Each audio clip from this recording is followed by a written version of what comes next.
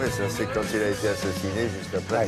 Il y a eu cette chanson de YouTube. Connue à l'époque, en 64, Martin Luther King, qui s'était fait remarquer pour ses longues marches et ses discours de paix, je suppose. Et contre la ségrégation raciale, surtout, avant tout. Alors c'est vrai qu'après-demain, c'est la remise du prix, vous le disiez. Alors on regarde le visage de ces deux personnes qui vont les recevoir. Malala Yousafzai, à droite, une jeune Pakistanaise qui a 17 ans, et Kailash Satyarthi, à gauche, qui a 60 ans, qui est indien. Alors les deux font partie de la même entité, c'est-à-dire sont des descendants, si j'ose dire, du Mahatma Gandhi. Mais elle est pakistanaise, il est indien. A priori, ils ne sont pas faits pour s'entendre. Il y a sûrement un hindou et puis une musulmane. Donc tout ça fait que c'est très symbolique ce qui va se passer après-demain. Alors non pas à Stockholm, mais à Oslo, puisque le prix Nobel de la paix est remis par les Norvégiens et non pas par les Suédois. Alors c'est la particularité. Mais il y a 50 ans, effectivement, on avait le prix Nobel qui était décerné à Martin Luther King. On va regarder des images qui vont nous permettre de repartir et de voyager un petit peu dans le temps. Il est né du côté d'Atlanta, en Géorgie. C'était en 1929. Ce jeune homme est né dans une famille de religieux. Son père était lui-même pasteur, prédicateur et pasteur baptiste.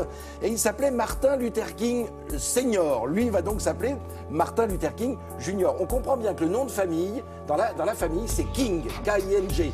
Le prénom est double, c'est Martin Luther, en hommage, évidemment, au souvenir de ce réformateur allemand du XVIe siècle.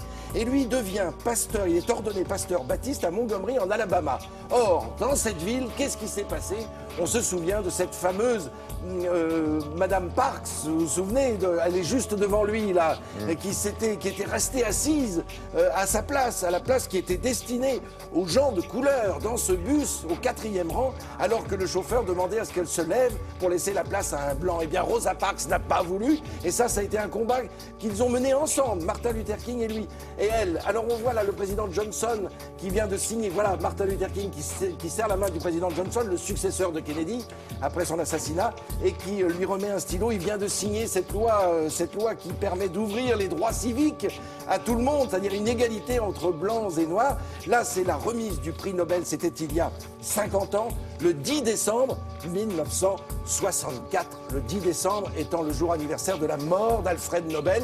Voilà pourquoi tous les prix Nobel sont décernés, remis très exactement, le 10 décembre, ce sera après-demain. Avec un discours, évidemment, des discours, il en a fait, on le sait.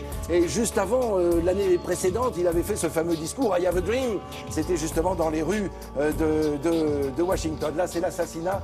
Au moment où il prononce un discours, le voilà sur son lit de mort, dans son cercueil, le pasteur Martin Luther King.